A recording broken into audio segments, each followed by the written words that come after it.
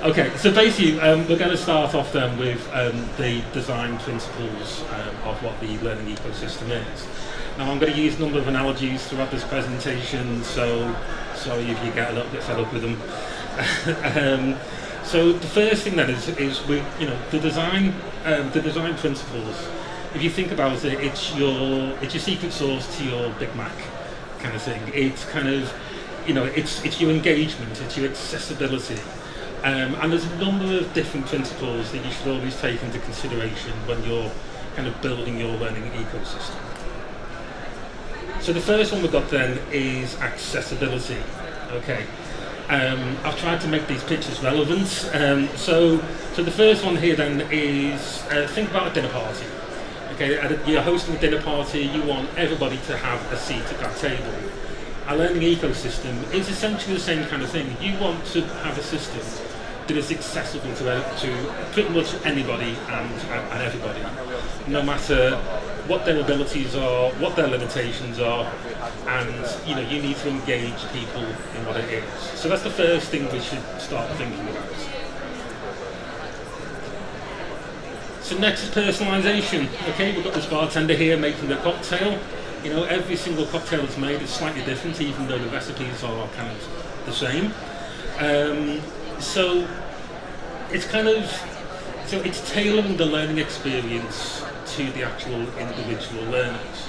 Okay, tailoring it to their needs, tailoring it to what they want to see, and it's kind of like offering a menu of kind of endless options. Now, obviously, you can't have loads and endless options. There are certain restrictions on there, but you have to focus it around what do the actual learners want, because one size doesn't fit when it comes to this. Okay, so next then we've got engagement. So again, think of this like a surprise party. Okay, so you want your learners to be excited about the content. They want to be fully engaged in it. What's the main thing with a surprise party? It's the surprise, it's the excitement kind of part of it. And this can involve all sorts of different techniques. So it can involve things like gamification, interactive elements, and just content to keep people hooked. And we're not just talking about e-learning courses here. They could be videos, it could be blogs, it could be community engagement, it could be any kind of thing to keep people engaged with the actual ecosystem, the actual learning platforms itself. Next we've got relevance. So this image is a tour guide. Well, it's supposed to be a tour guide. So if you imagine a tour guide in a foreign city, they're not going to show you absolutely everything. If you go to Rome or something, they're not going to show you absolutely everything in Rome.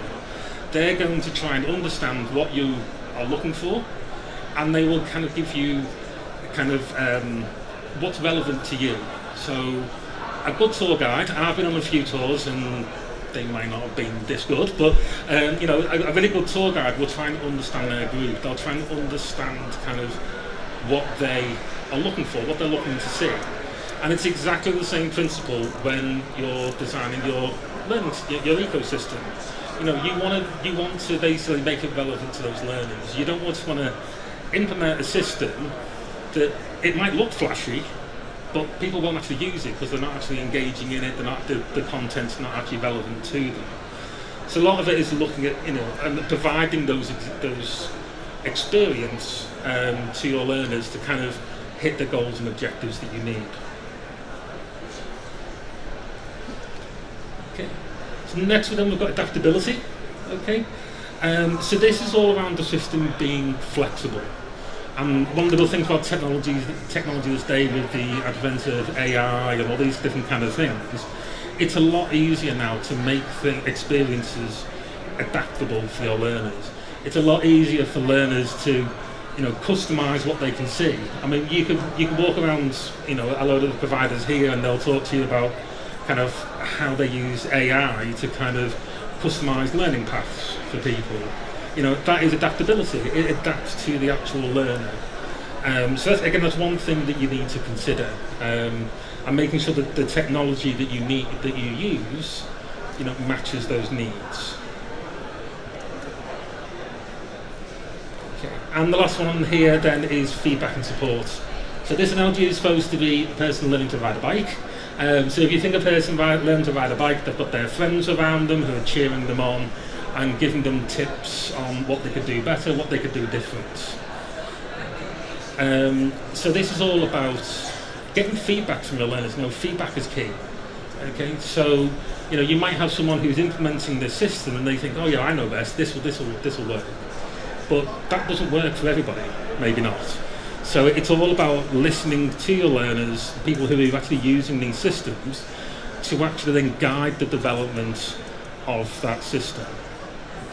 So it's all about planning to have all those kind of things integrated into your plan for when you're looking at putting together your ecosystem.